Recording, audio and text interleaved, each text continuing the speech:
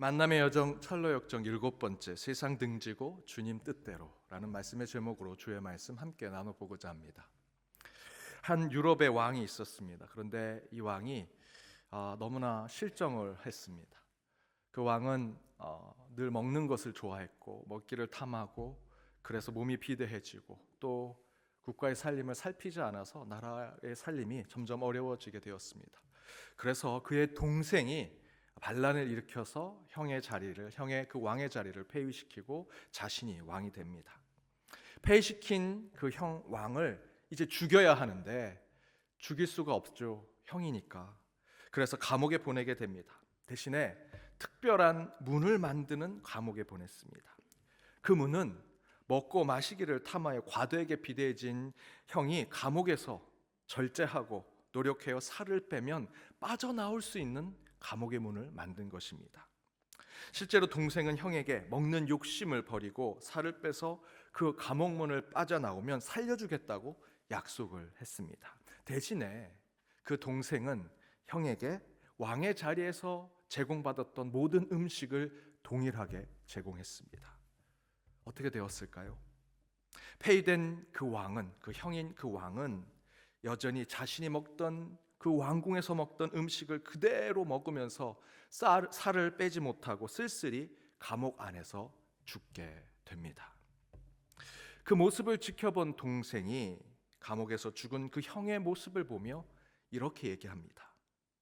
그의 감옥은 철장이 있는 이곳이 아니라 그의 마음속에 있는 욕심, 그의 마음속에 있는 식탐과 탐욕이 그의 철장이었다.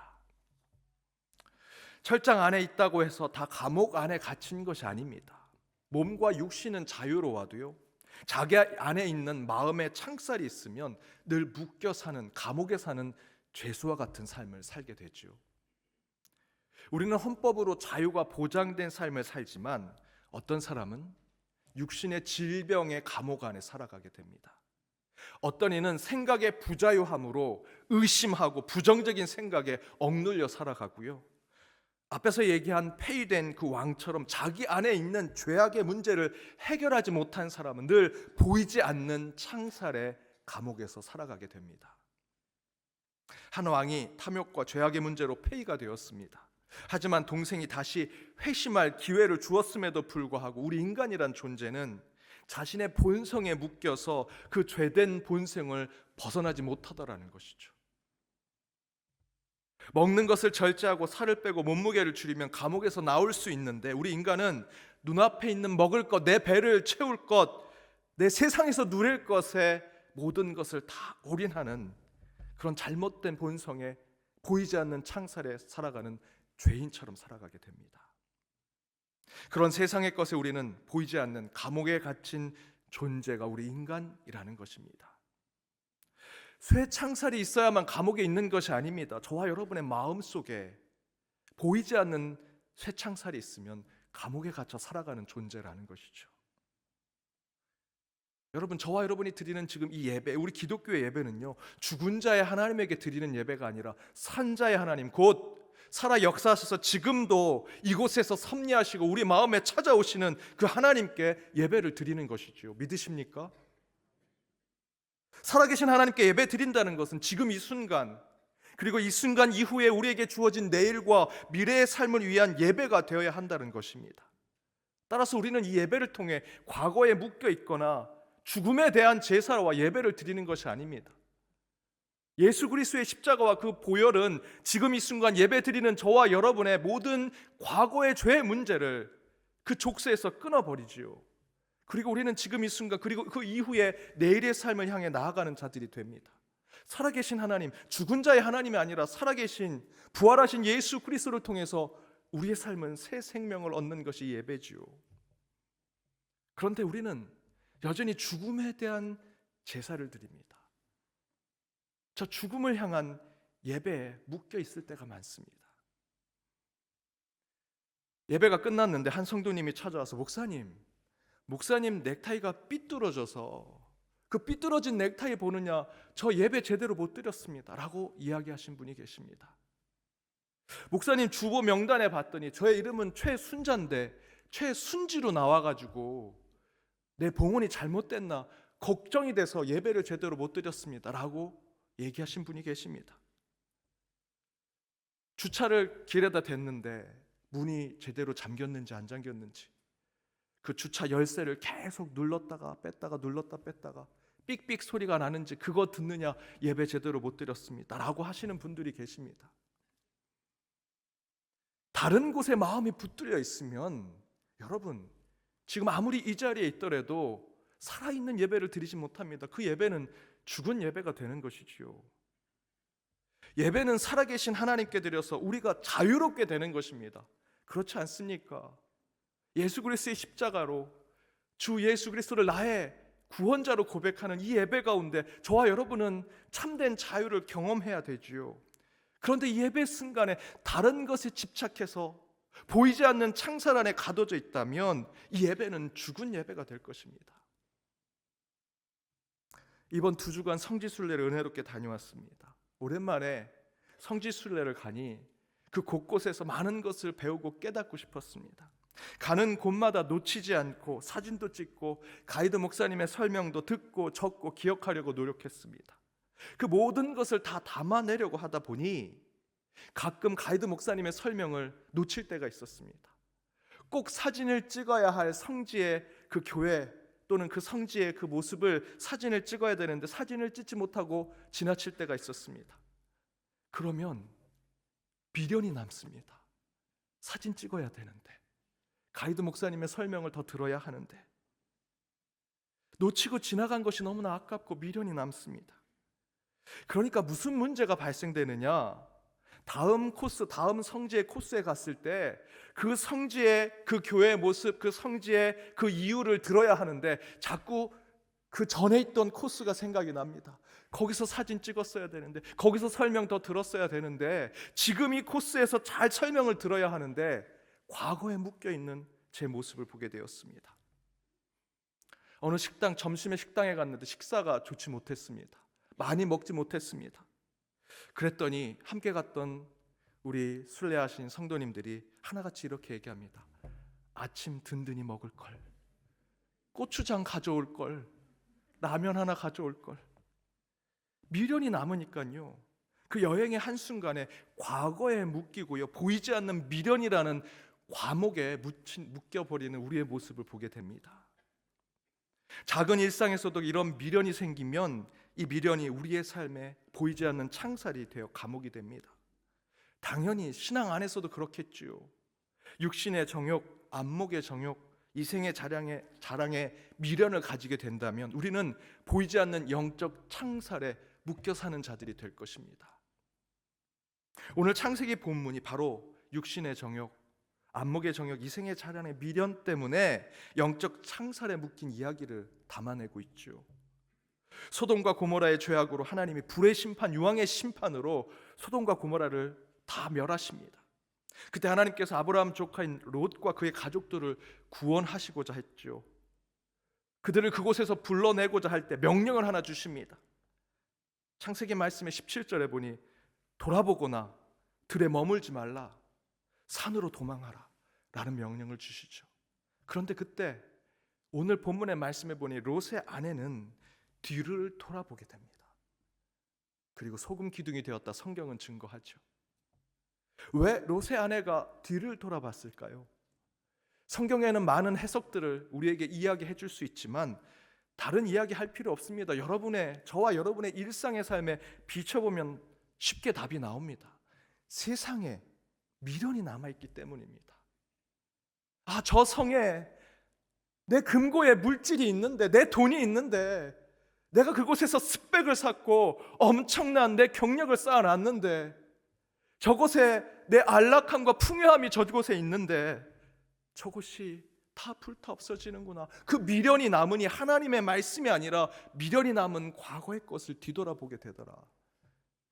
그러니 소금 기둥이 되는 그런 심판을 받게 됩니다. 여러분, 이 미련이라는 우리말의 뜻이 뭔지 아십니까? 미련은 과거의 것을 잊지 못하고 여전히 그 과거의 것에 남아있는 생각, 그 기억들에 빠져있는 것을 이야기합니다. 그런데 한자로 안일 미자에 익힐 연자를 사용합니다. 특별히 이 익힐 연자는 옛 유교 시대에 부모가 죽고 3년 동안 상복을 입고 자녀들이 살아가는데 1년이 지난 후에 입는 그 상복을 연복이라고 얘기합니다. 그래서 바로 그 연복의 연자를 따서 미련이라는 말을 만들었습니다. 그런 취지로 본다면 미련은요, 아직 상복을 입고 죽은 부모를 기억한다라는 뜻을 갖고 있죠. 그 생전 부모님께 잘해드리지 못한 것, 부모님과의 좋은 추억, 좋은 기억을 다시 생각하는 것이 미련이라는 뜻으로 사용될 수도 있습니다. 하지만 돌려서 생각해 보면 부모님의 죽음에 빠져 있는 것, 다 하지 못한 것에 후회만 하며 살아가는 것, 그것이 미련인 것이죠. 이처럼 미련은 과거와 죽음에 빠져 있는 인생을 만드는 창살 없는 감옥이 되는 것입니다. 바로 청개구리가 그런 미련에 빠진 삶을 살았죠. 청개구리 얘기 다 아시지 않습니까? 청개구리의 상징은요, 반대로 하는, 말 잘 안 듣는 아이들의 상징입니다. 매번 엄마가 얘기한 대로 반대로 살아가는 청개구리가 엄마가 좌로 가라 그러는데 우로 가고, 앞으로 가라 그러는데 뒤로 갑니다. 하라는 건 하지 않고 하지 말라는 건 하는. 그런데 그 엄마가 병들어 죽게 되었습니다.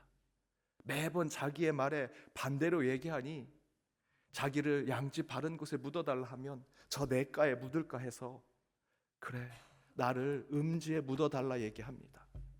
그런데 엄마가 죽고 나서 이 청개구리가 그때서야 깨닫게 되고 철이 드는 거죠. 내가 엄마의 말을 순종하고 들었어야 하는데, 마지막 엄마의 유언만큼은 꼭 들어드려야겠다 생각하고 냇가에 묻어달라 했으니 냇가에 묻어드립니다. 그러니 비가 올 때마다, 홍수가 날 때마다 엄마의 무덤이 떠내려 갈까 봐 청개구리는 비만 오면 그렇게 울어대는 것이지요. 그런데 그렇게 울면 뭐 합니까? 이미 엄마는 죽었고요, 제 아무리 부모의 마지막 말을 순종해도 그 자녀의 효심을 인정하고 받아줄 사람 아무도 없습니다. 부모 다 죽고 상복 매번 입고 그 부모가 물에 떠나갈까 매번 청개구리처럼 운다 할지라도 그에게 뭐 효심을 위한 상을 주더라도요, 아무 의미가 없습니다. 그걸 받을 부모는 이미 떠내려 갔는데요. 미련 때문에 제 아무리 뒤를 돌아보고 죽은 부모 살아나지 않습니다. 그런데 바로 그 미련 때문에 롯의 아내가 뒤를 돌아보았고요, 성경은 소금 기둥이 되었다라고 얘기합니다. 미련은 죽음을 향해 가는 것입니다. 오늘 말씀의 배경이 여러분 함께 읽고 가고 있는 철로역정 7장의 배경을 두고 있습니다. 7장의 제목이 넘어져도 다시 일어나 나아가며, 소제목이 이렇게 되어 있습니다. 쉽고 안락한 믿음에 쓴 열매. 주인공 크리스찬이 소망이라는 사람과 함께 길을 가다가 사심, 돈자랑, 돈사랑, 구두쇠와 만나 세상의 육신의 정욕, 안목의 정욕, 이생의 자랑에 유혹을 받지만 다 이겨냅니다. 돈과 금광으로 부자가 될 수 있는데, 안락의 길을 갈 수 있는 그 유혹을 받지만 소망과 크리스찬은 다 뿌리치고 순례의 길을 계속해서 걷게 되지요. 그런데 그렇게 외부의 유혹을 다 이겨놓고선 이제 유혹이 없을 거라고 생각하는 그 순간 두 갈림길에 섭니다. 그때 크리스찬 주인공이 이렇게 얘기하죠. 아무리 이 길이 가장 쉬운 길인 것 같군요. 소망 형제, 저리로 넘어갑시다. 그러자 소망이라는 사람이 이렇게 얘기합니다. 하지만 이 길이 우리가 가는 길과 완전히 다른 방향이면 어떡합니까? 그러자 크리스찬이 이렇게 얘기합니다. 내가 보기에 그럴 것 같진 않아요. 자 보세요, 지금 걷는 길과 나란히 가고 있지 않습니까? 그리고 그들은 그 쉬운 길을 택하고 그 길을 걷다가 풍랑을 만나 쉼터에서 잠시 잠을 청하다가 절망의 거인을 만나게 되고 그 거인에게 사로잡혀서 온갖 고생을 하는 이야기가 소설에 나옵니다. 방금 전까지 주인공 크리스찬과 소망이라는 사람은 온갖 외부의 유혹을 이겨냈습니다. 그 시험을 이겨냈습니다. 고비를 넘기자마자 다가온 보이지 않는 유혹의 주인공 크리스찬은 예전에 걷던 편안하고 안락한 길을 선택해서 걷게 되지요. 그리고 그 길을 들어서니 바로 그 길이 절망과 죽음의 길이더라는 것입니다. 내가 지금까지 시험과 유혹을 이겼으니 지금 이제 편안하고 안락한 길을 내가 예전에 걸었던 그 길을 다시 걸어야지. 미련을 갖고 그 길을 걸었더니 그곳에 절망의 거인이 기다리더라. 철로 역정의 소설에 보면 주인공 크리스찬과 소망은요, 앞에서 사심, 돈, 사랑, 구두쇠의 유혹을 잘 이겨내고 롯의 아내가 뒤를 돌아봐서 소금 기둥이 됐던 그 이야기를 하면서 우리가 유혹을 이겨냈다, 우리는 소금 기둥이 되지 않았다 라고 자랑합니다. 그런데 또 다른 모양의 유혹과 시험이 찾아오는 것에 늘 과거에 걸었던 안락하고 편안한 길을 택하다가 그들도 절망과 죽음의 길에 들어서는 것을 보여주고 있죠. 그렇게 롯의 아내가 소금 기둥이 된 이야기를 한 지 몇 줄 되지 않습니다. 한번 읽어보십시오. 그 장에서 롯의 아내가 소금 기둥이 돼서 유혹과 시험을 이겨낸 것을 금방 얘기해놓고는 바로 자신들이 늘 걸었던 안락과 편안한 길을 걷는 것이 크리스찬 주인공의 모습, 곧 저와 여러분의 모습을 비춰주고 있습니다. 그들은 과거에 편안하게 걸었던 미련을 다 떨쳐버리지 못했던 것이죠.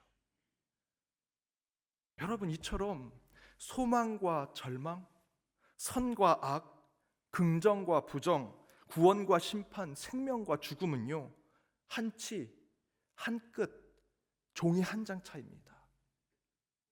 구원의 길에서 고개만 돌려도요, 소금 기둥이 되는 심판의 그 순간을 우리는 한 끝으로 맞이하게 될 것입니다. 소망의 삶에서 마음 하나 제대로 붙들지 못하면 절망의 늪에 빠져드는 한 끝의 차이로 우리는 소망에서 절망으로 가게 되더라는 것이죠. 선한 인생을 살다가 생각 하나 잘못하면 우리는 악한 삶을 바뀌는 인생을 살아가는 것은 한순간이다라는 것입니다. 여러분, 소망과 절망이 저기에 소망이 있고 저기에 절망이 있는 것이 아닙니다. 여러분 마음속에 종이 한 장, 한 끝, 한 치 차이로 소망과 절망, 삶과 죽음이, 선과 악이 함께 있습니다. 고개만 돌리면, 롯이 하나님의 말씀대로 앞만 보고 갔으면 그는 구원의 길로 갔을 텐데 고개 하나 돌렸더니 그는 소금 기둥의 절망의 삶을 살아가게 되더라는 것이죠. 한 끝, 한 치, 종이 한 장 차이입니다. 그것을 우리에게 깨닫는 이런 찬양이 있습니다. 주님 뜻대로 살기로 했네. 주님 뜻대로 살기로 했네. 주님 뜻대로 살기로 했네. 뒤돌아서지야. 우리 함께 찬양하겠습니다. 주님 뜻대로 살기로 했네. 주님 뜻대로 살기로 했네.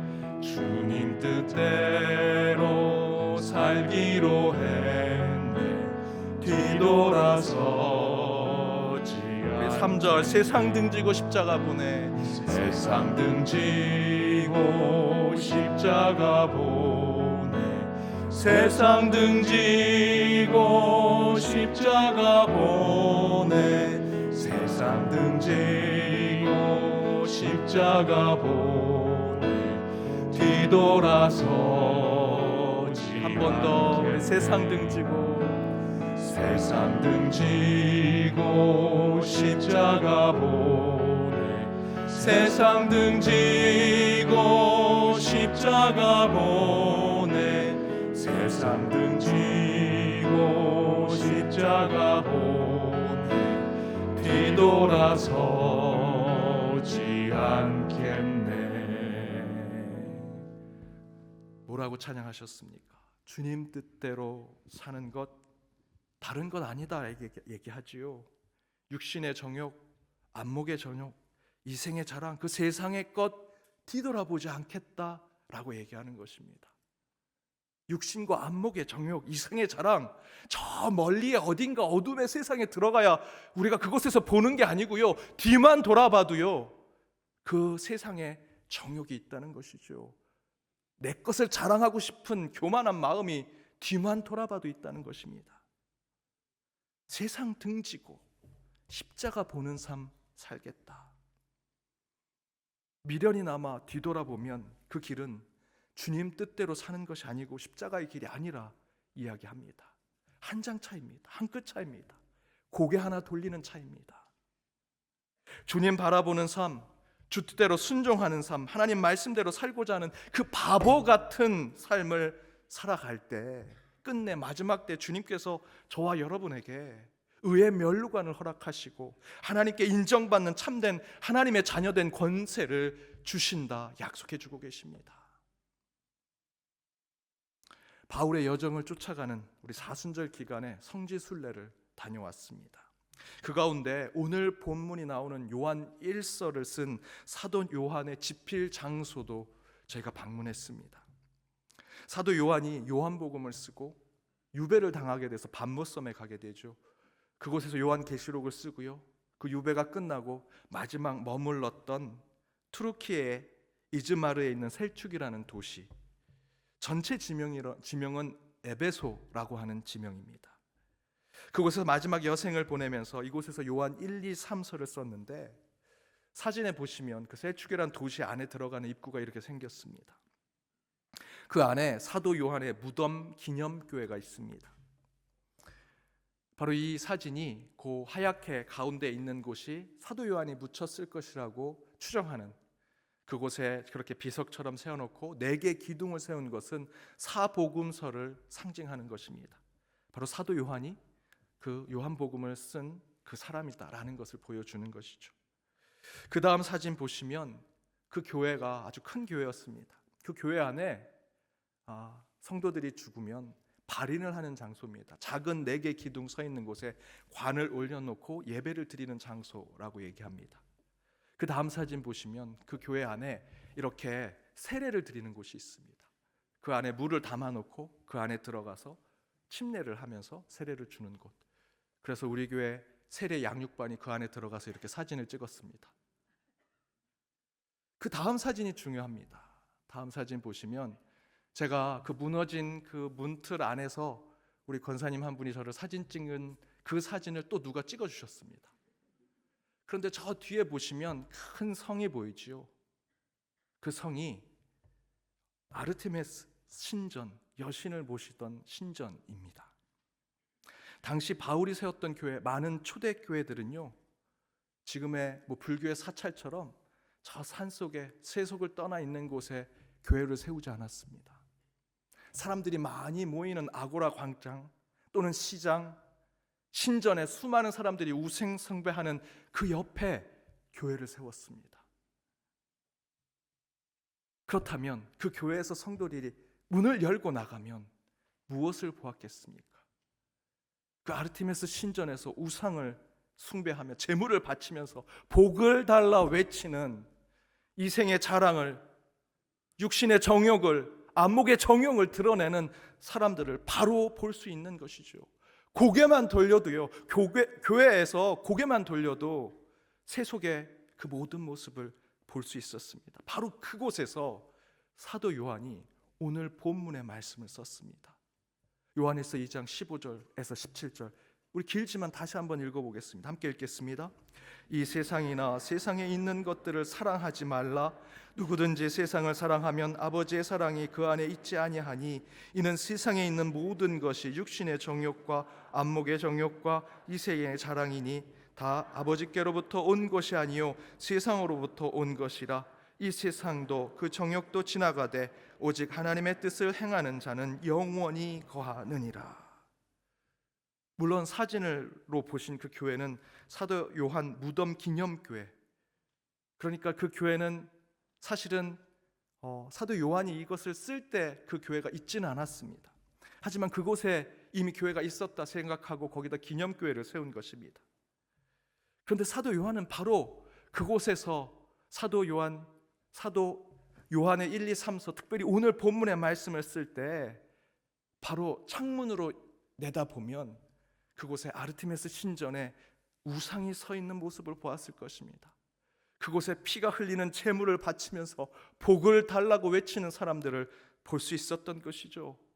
그 모습을 보면서 그 큰 교회보다도 더 큰 신전에 사람들이 모여서 돈을 주고받고 재물을 사고팔고 그 가운데 복을 달라 외치는 사람들 안에서 세상에 있는 모든 것이 육신의 정욕, 안목의 정욕과 이생의 자랑이니 다 아버지께로부터 온 것이 아니다.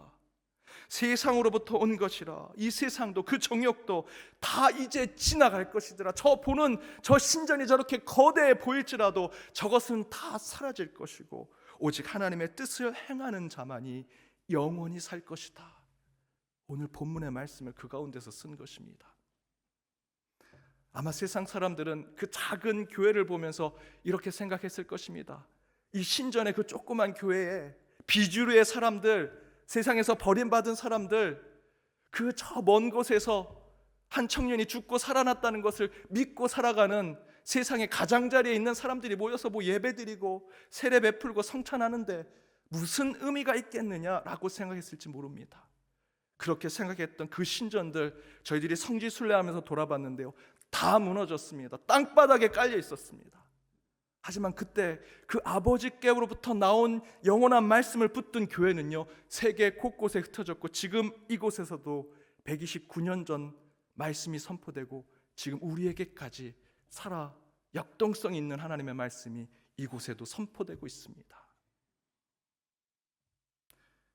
그 기념교회에서 고개만 돌리면 육신과 안목의 정욕, 이생의 자랑을 얼마든지 볼 수 있고 그곳에 빠질 수 있는 그런 환경이었습니다. 주님 뜻대로 살지 않으면, 세상 등지고 십자가를 보지 않으면 언제든지 그곳에 빠질 수 있는 것이 초대교회의 그 환경이었습니다. 사진 한 장 더 보겠습니다.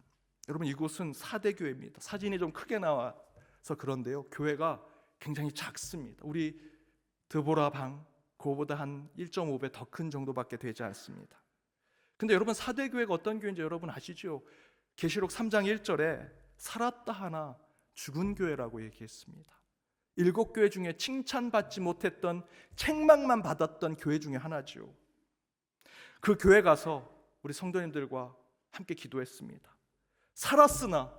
살았다 하는 이름을 가졌으나 죽은 교회 되지 않게 해달라고 간절히 기도했습니다. 그리고 나서 왜 이 교회가 살았다 이름을 가졌으나 죽은 교회가 되었을까 주변을 돌아보며 묵상해 보았습니다. 저는 답을 바로 알게 되었습니다. 사진 한 장 더 보시죠. 제가 그 교회 뒷면에서 사진을 찍었습니다. 교회 뒤에 바로 무엇이 서 있습니까? 아르테미스 신전에 두 사람이 함께 둘러야만 세워질 수 있는 거대한 기둥이 세워져 있습니다. 바로 우상 숭배하는 신전 바로 옆에 조그만 교회, 4대 교회가 세워져 있는 것이었습니다. 여러분, 이 지역은요, 수많은 도시들 중에 가장 부자였던 곳이었습니다.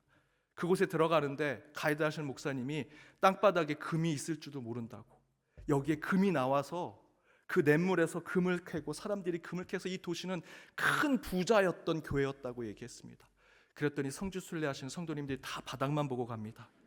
혹시 금이 있을 줄 알까? 2000년 전 그 4대 교회를 가는 성도들도 그러지 않았을까요? 교회는 초라하기 짝이 없는 작은 교회였습니다. 그런데 그 교회 문을 열고 나가면 거대한 기둥에 아르테미스 신전의 기둥이 세워져 있습니다. 살아있다는 이름을 가졌으나 왜 죽었는지 알만한 교회였습니다. 그 부자의 동네에서, 부자의 도시에서 교회는 가난하기 짝이 없는 교회 모습을 보여주었습니다. 사람들은 그저 내가 가졌던 겉으로 보이는 신앙과 믿음만 보여줄 뿐이지, 교회 문을 열고 나오면 거대한 신전에 그 재물이 타는 냄새 가운데 아르테미스 신전 안에 있는 우상에게 지나가면서 절을 했겠죠. 하나님이 아니라, 예수 그리스도가 아니라 다른 우상에게 기도를 하면서 금 한 덩어리를 죽게 해주십시오, 금덩어리 하나를 보게 해주십시오 라고 살았던 자들이 4대 교회 교인들이었습니다. 내가 사는 것은 부자인데 교회는 가난한. 사랑하는 여러분, 4대 교회는 책망만 받는 교회 중에 하나였습니다. 그 시대의 4대 교회, 라오디게아 교회만 책망만 받는 교회였을까요? 저는 우리 시대, 우리 교회와 우리의 신앙도 마지막 보여드렸던 그 사진처럼 문만 열고 나가면 저와 여러분 마음속에 있는 육신의 정욕, 안목의 정욕, 이생의 자랑을 세워놓는 큰 신전의 우상 신전의 기둥이 여전히 우리 마음속에 세워져 있다 생각이 듭니다. 여러분, 멀리 있는 곳이 아닙니다. 한 끝, 한 치, 종이 한 장, 함께 불렀던 찬양대로 돌아만 보면 볼 수 있는 세상이 그곳에 있습니다. 그러나 여러분, 저와 여러분이 기억할 것은 앞에서 함께 찬양한 대로 뒤돌아보지 않겠다, 주님 뜻대로 살겠다, 십자가만 보며 살겠다 하는 결단 가운데 하나님께서 우리의 삶을 지켜주시리라 믿습니다. 우리 마지막, 우리 이 찬양 부르면서 오늘 말씀 함께 마치고자 합니다.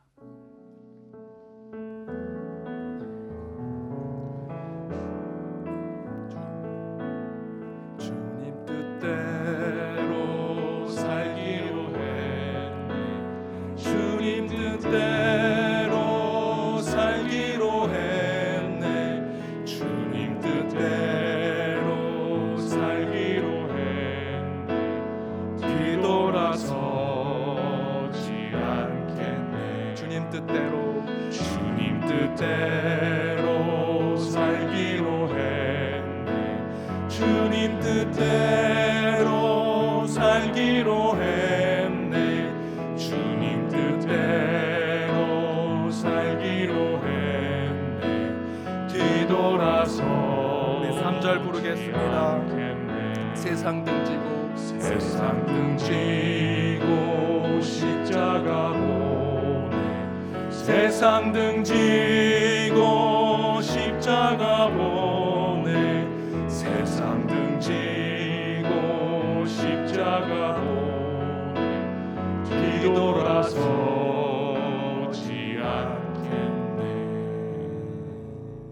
기도하겠습니다.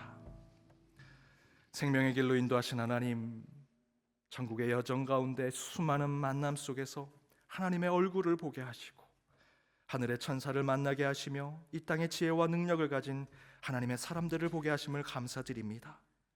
그 말씀 가운데 더욱 주를 만나 결단하게 하시고 영적 결심을 세우게 하심을 감사드리오니, 주여, 등만 돌리면 풍요의 세상이 기다리고 고개만 돌려도 세속의 만족이 손짓하는 이 세상 속에서 주 뜻대로 살기로 했다 찬양하고 고백하는 연동의 주의 백성들을 기억하여 주옵소서.